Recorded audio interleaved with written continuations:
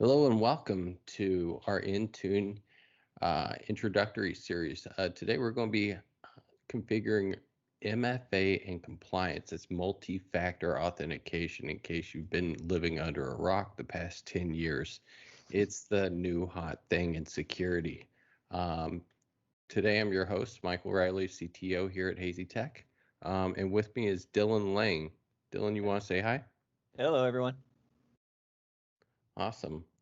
Well, let's dive right into it. In case you guys missed the previous video, we're going to shoot a link on the screen, and you can go back and click in and see all the good Intune fun we had on that past one, giving a brief overview of what Intune is, what it's capable of, giving you a tour through the web interface. So in any case, so what's the use case here? The use case here is, we're talking about authenticating, and we're talking about securing our devices.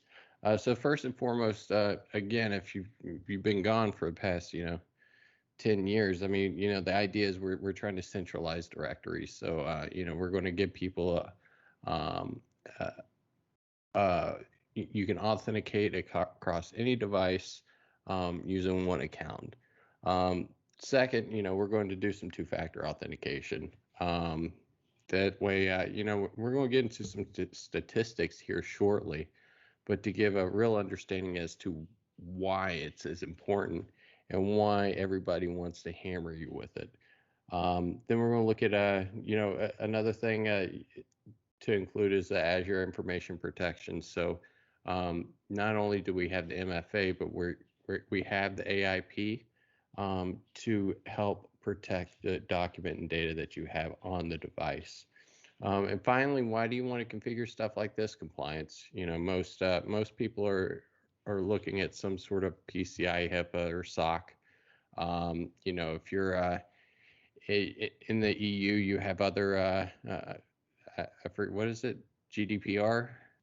Yes, it is GDPR. So, but in any case, so let's look at some statistics to get it really going. So, password trivia. Some of these I think is going to really shock you, Dylan. First and foremost, did you know that 81% of all hacking breaches are related to passwords? No. Have you ever been to haveibeenpwned.com? Yeah, I have. It's actually super useful.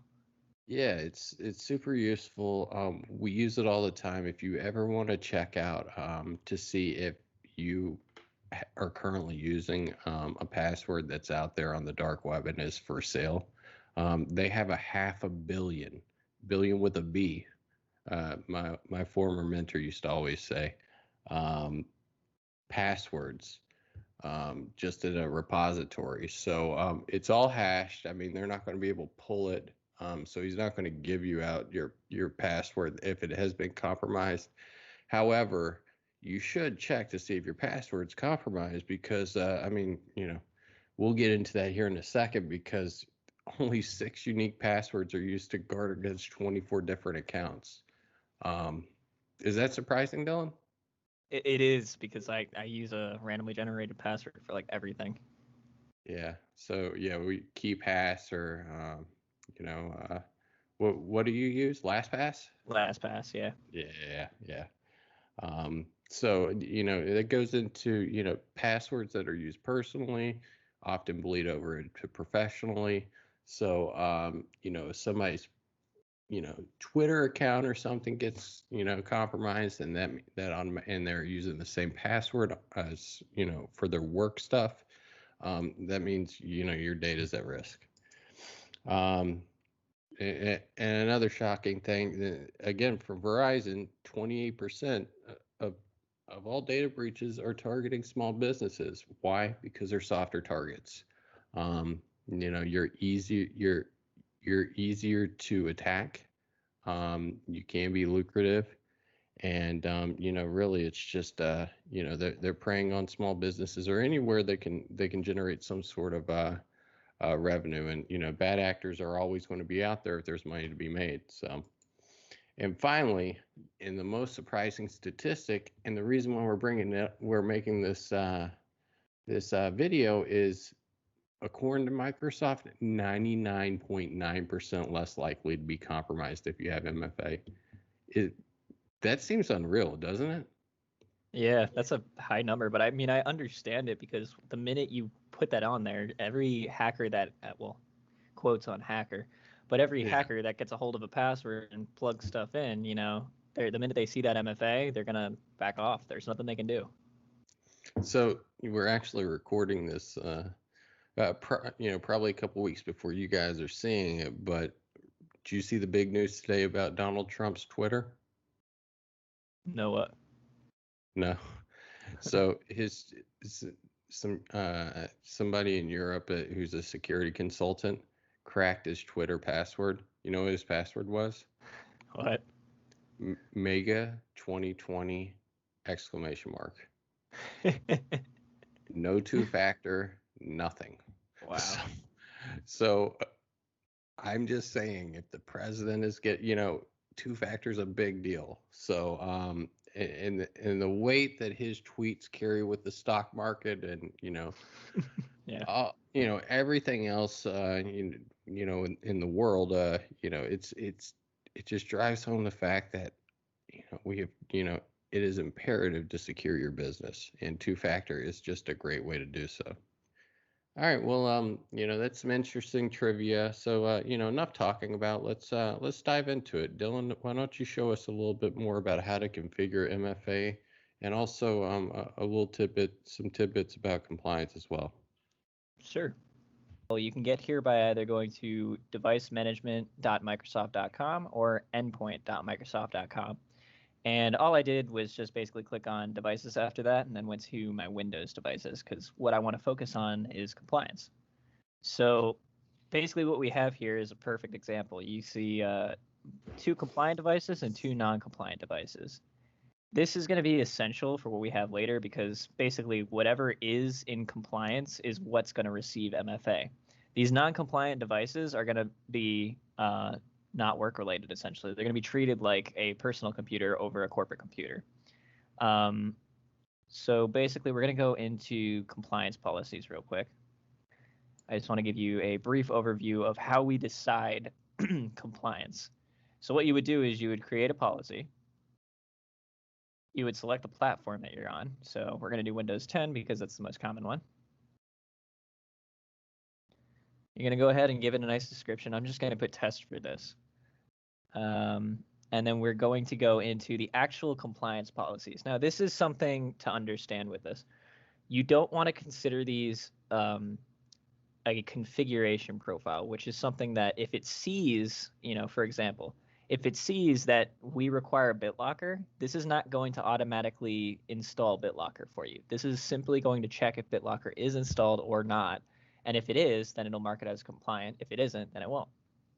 So in this situation, let's just say we'll require BitLocker, and that's what makes it a corporate device. So any device that has BitLocker installed on it correctly is now marked as a compliant device. Anything without it that's not encrypted will not receive anything that our company does, essentially.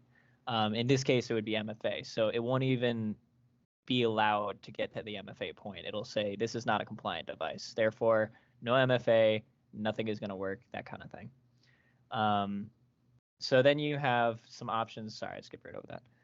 So then you have some options for actions for non-compliance. This decides like what it does. You can send an email to them. You can lock the non-compliant device, or you can retire it completely. So retiring basically detaches it from our environment, which isn't a bad thing. We actually deployed this in a couple situations. Quick question. So send email to end user. Can we define the end user? So could you change that to, say, a supervisor? Actually, yes, you can. You can click on send email to user, and then you go straight to additional recipients, and they will receive the email as well. Seems useful. Yeah. So for now, we'll just say retire it completely for now. Actually, you know what? We won't even do that. We'll make it simple. We'll do just mark it as non-compliant. No extra stuff. Just keep it the way it is. And then you pick who you assign it to. So you can exclude groups. For instance, here's a good example. Say you're in IT, right? Or you're in you're marked as all users, right? You want to be a part of all of the users.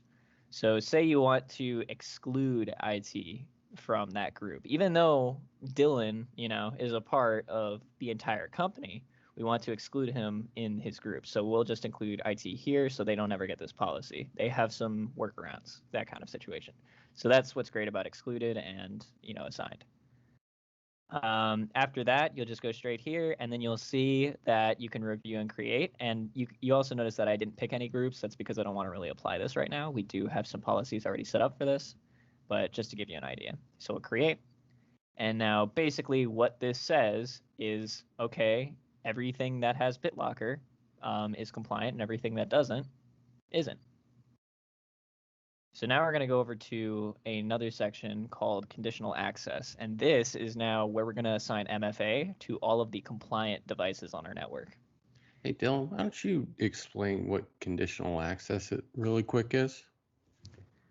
So conditional access is basically allowing specific devices and people access to company resources dependent on what you have decided previously.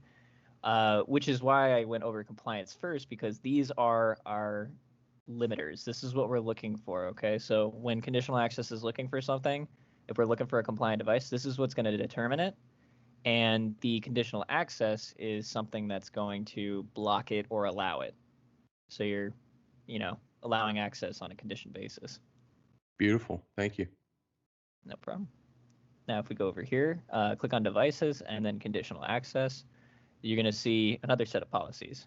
These are different from the compliance policies, as these actually do something rather than just tag a device, essentially. So we're going to create a new policy. And basically what we're going to do here is we're going to set up the MFA policy. It's super easy. It should only take a couple of minutes. So I'm going to call this MFA. We're going to select all users, because we want all of our users to have MFA.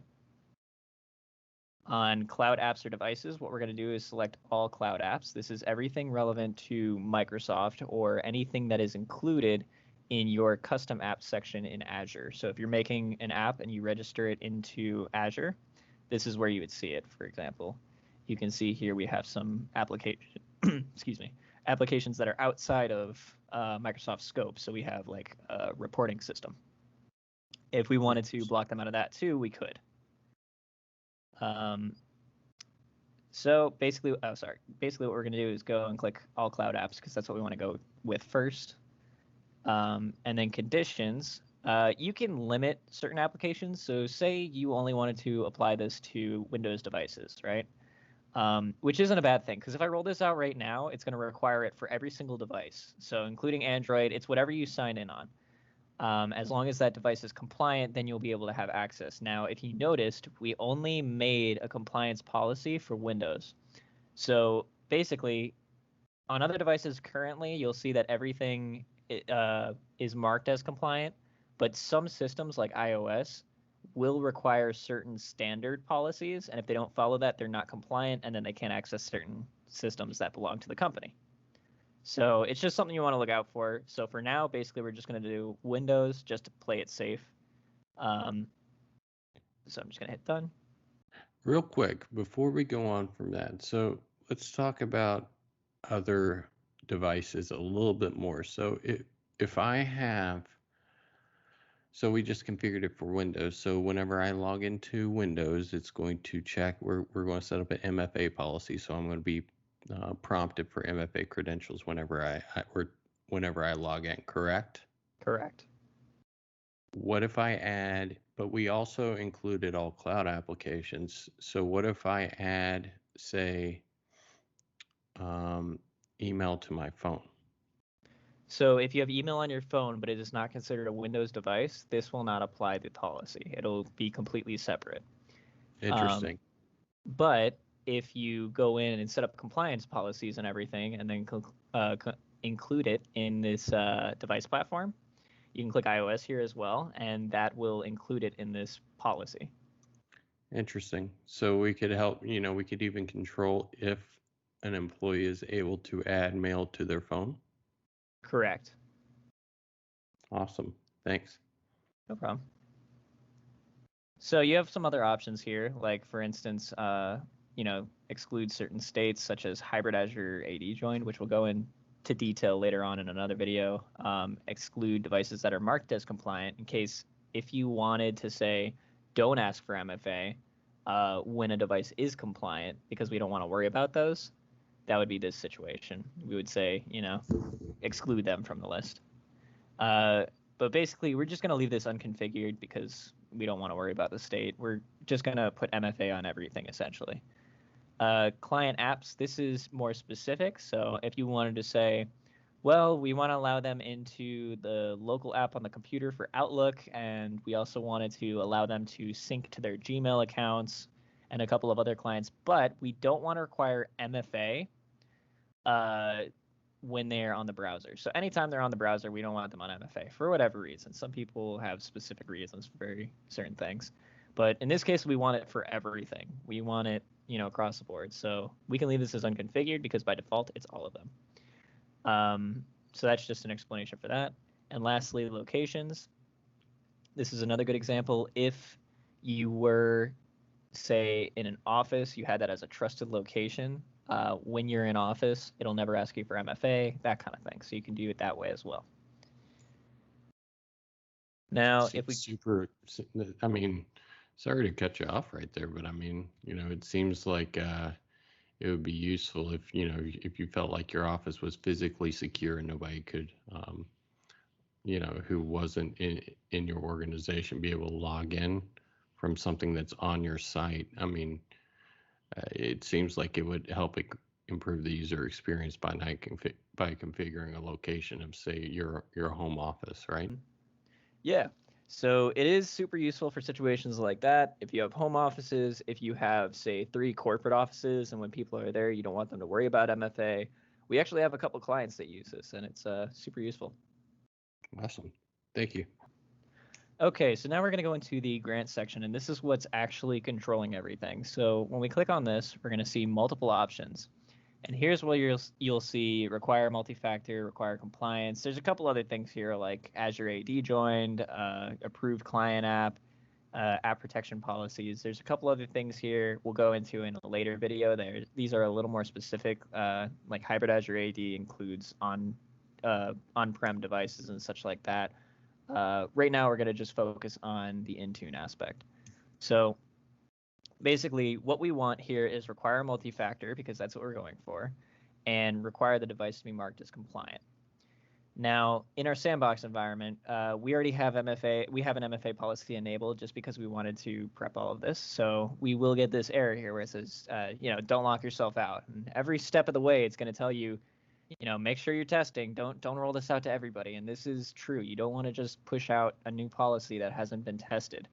And the reason being is because you can completely lock yourself out, and you want at least one administrator to still be able to get in when you're testing and going through that testing period. In this case, we do know what to expect, and we aren't really going to roll out this policy. We're just showing you the steps. So we're just going to say I understand, and then I'm going to explain this enable policy section. So Microsoft gave us an amazing tool. Not only can you just enable these policies or turn them off completely, you have this option for report only. Report only is essentially off. However, it reports every single time it would have interacted with whatever's going on. So in this case, if MFA is in the testing period and you wanted it to be completely off because you're still a little worried about things, you don't know how it's going to work, you can turn on report only and it'll tell you every single time, as an admin, every single time it would actually require this, but it won't specifically require it. It won't be on. It'll just say it on the back end. So tip in this instance, it's typically recommended that you use report only on most policies you push out, and then remediate and then turn it on. Correct. So also briefly, I know I skipped over session. That is some extra advanced tools that we'll go into in a later video, probably around the time where we talk about a hybrid environment. But for now, like I said, we're just going to focus on Intune. So now that this is technically enabled, the best way to test it is simply by logging in. So in this case, what you would want to do is log out first, then log back in. So let's go to portal.office.com because that is a safe way to sign in to see all your apps. So as you can see, I'm already signed in, but I'm going to go ahead and log out.